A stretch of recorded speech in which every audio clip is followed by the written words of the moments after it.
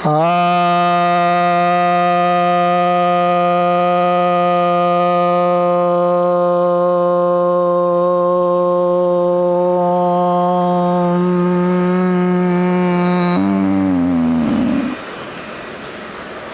भक्तजनों को सप्रेम नमन। भक्तों, आज मैं आपके समक्ष श्रीमद् भगवत गीता के दूसरे अध्याय के चौथे श्लोक पर प्रवचन सुनाने जा रहा हूँ। भगवान के उलाहना जैसे श्लोकों के बाद,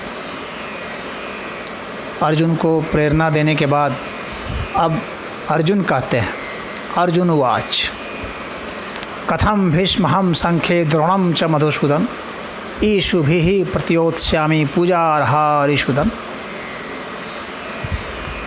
अर्थात हे अरिसूदन, यानी हे जो शत्रुओं का दमन करते हैं, ऐसे भगवान कृष्ण को यहाँ पर अर्जुन संबोधित कर रहे हैं कि हे अरिसूदन, मैं किस प्रकार से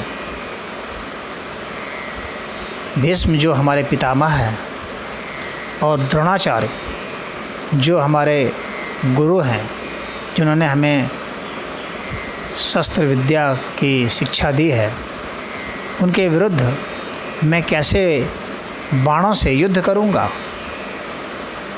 कथम भीष्महं संख्ये द्रोणं च मधुसूदन ईशुभिः प्रतियोत्स्यामि पूजार्हा अरिसूदन। यानी ये पूजा के योग्य हैं,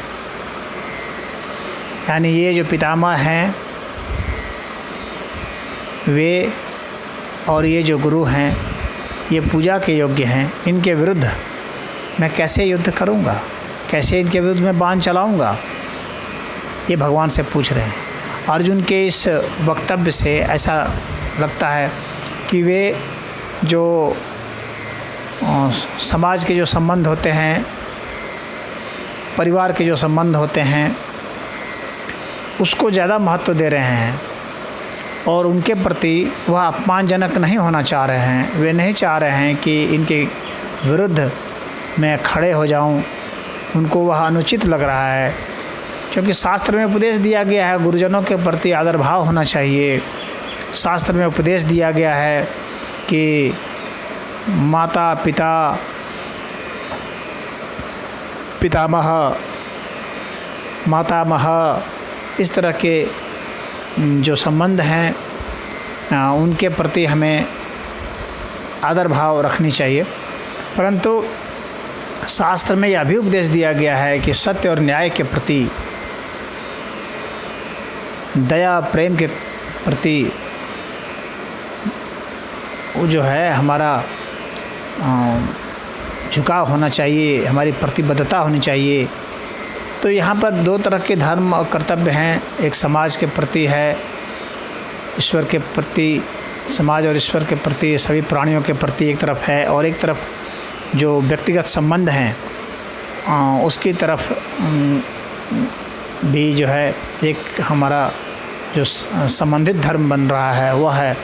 तो अभी इन दो तरह के धर्मों के बीच में किसको ज़्यादा महत्व दिया जाए, यहाँ पर अर्जुन थोड़ा सा भ्रांति में हो जा रहे हैं। वे व्यक्तिगत संबंधों की वजह से जो धर्म है उसको ज़्यादा महत्व दे रहे हैं। जो सामाजिक हैं, जिसमें जो ऐसे भी व्यक्ति हैं जो कि हमारे जान पहचान के नहीं हैं परंतु हैं वे व्यक्ति, उनके प्रति भी हमारे मन में क्या न्याय की भावना होनी चाहिए, नहीं होनी चाहिए, यह बहुत महत्वपूर्ण है। उसको वे नज़रअंदाज कर रहे हैं। तो यदि गुरुजन भी हैं, यदि पितामह भी हैं, मातामह भी हैं, माता पिता हैं, भाई बहन हैं, हमारे बहुत करीबी संबंधी हैं, लेकिन वे धर्म के विरुद्ध, एक सार्वजनिक जो धर्म है उसके विरुद्ध यदि वे आचरण कर रहे हैं तो हमें वहाँ पर उनका विरोध करना चाहिए। हमें खड़ा होना चाहिए सामाजिक निष्ठा के प्रति। सामाजिक धर्म जो है, पूरे अस्तित्व का जो धर्म है, सभी प्राणियों का जो धर्म है, उसके पक्ष में खड़ा होना चाहिए। यानी बृहत्तर धर्म के प्रति जो है हमारी प्रतिबद्धता ज़्यादा ज़रूरी है। वो ज़्यादा प्राथमिकता वाला होना चाहिए वनस्पत की जो लघुतर धर्म है उसमें। तो ये जो है ये व्यक्तिगत संबंधों की वजह से हमारे आचार्य हैं, इस वजह से, या हमारे पितामह हैं, इस वजह से हमारा समर्पण उनके प्रति होना चाहिए, लेकिन कम होना चाहिए। वनस्पत की जो बृहत्तर धर्म है, पूरे समाज के लिए जो न्याय की व्यवस्था की मांग कर रहा है, उसके सापेक्ष में, उसकी तुलना में, और पूरे समाज के कल्याण की जो बातें हैं उसकी तुलना में इन लोगों के जो हित की बात है उसको हमें नज़रअंदाज करना चाहिए था। पूरे बड़े समाज के लिए हमें ज़्यादा जो है हमारी प्रतिबद्धता होनी चाहिए थी, उसको ज़्यादा महत्व देना चाहिए।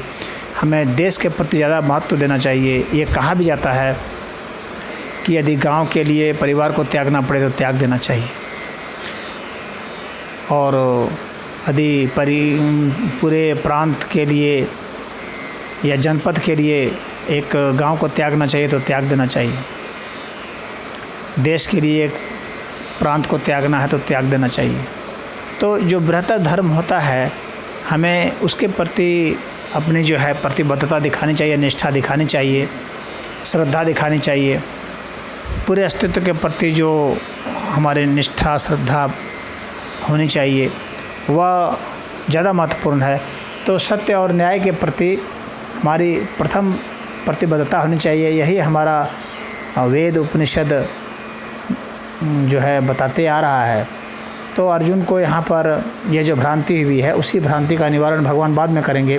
लेकिन अर्जुन की ये जो भ्रांति है, यही भ्रांति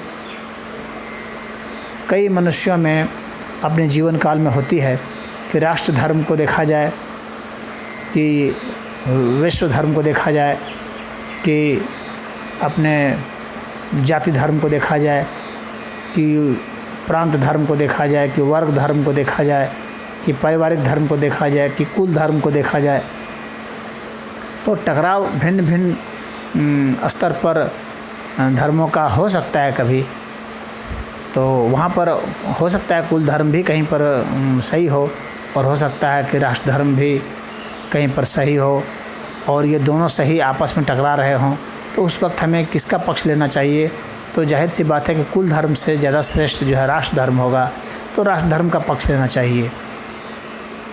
तो एक जो सामाजिक अच्छा चिंतनशील व्यक्ति है, तो उस व्यक्ति के सामने में इस तरह की दुविधा वाली स्थिति आ सकती है कि दोनों ही तरफ के दोनों ही पक्ष के जो पलड़े हैं वे अपनी अपनी जगह पर हैं सही, परंतु फिर भी हमें देखना पड़ेगा ना, एक तरफ आधा किलो है, एक तरफ 2 किलो है, तो हमें 2 किलो का वज़न देखना पड़ेगा, पलड़ा तो उसके हिसाब से ही वो चलेगा। तो यह जो दुविधा है, इस दुविधा को हमें ऐसे ख़त्म करना पड़ेगा। विभिन्न धर्मों की तुलनात्मक स्थिति को हमें देखना है, और जो बृहत्तर धर्म है जो उसका हमें पालन करना है। जैसे जो बड़ा कानून बनता है, देश का जो कानून है, वह कानून ज़्यादा व्यापक होने की वजह से वह ज़्यादा महत्व का होता है बनस्पत की राज्य सरकार जो कानून बनाती है उससे। और उसी तरह से राज्य सरकार जो कानून बनाती है वह ज़्यादा महत्वपूर्ण है बनस्पत की जो जनपद में कानून बनाए जाते हैं लोकल स्तर पर। तो हमें देखना पड़ेगा कि हो सकता है कि लोकल स्तर के कानून भी ठीक हों, और जनपद का भी कानून ठीक है, और प्रांत का भी कानून ठीक है, और देश का भी कानून ठीक है, परंतु जब ये आपस में भिड़ चुके हैं तो हमें अपनी प्रतिबद्धता दिखानी पड़ेगी, बड़ी निष्ठा दिखानी पड़ेगी। और भले हमारा उसमें थोड़ा अहित भी हो रहा हो व्यक्तिगत स्तर पर, लेकिन सामाजिक स्तर पर जब हम बड़े स्तर के जो कानून हैं, जो नियम हैं, तो उसमें हमें राष्ट्र स्तर पर देखना पड़ेगा। और राष्ट्र स्तर से भी अगर बड़ा कानून विश्व स्तर का है तो अंतर्राष्ट्रीय स्तर के कानून को ज़्यादा महत्व देना पड़ेगा। तो इस तरह की प्रतिबद्धताएं जो है उनकी सीमाओं का हमें समझना है कि कहाँ तक हमें किसका सपोर्ट करना है। तो यही भगवान का मंतव्य है, लेकिन अर्जुन की जो दुविधा है वो यहीं पर है।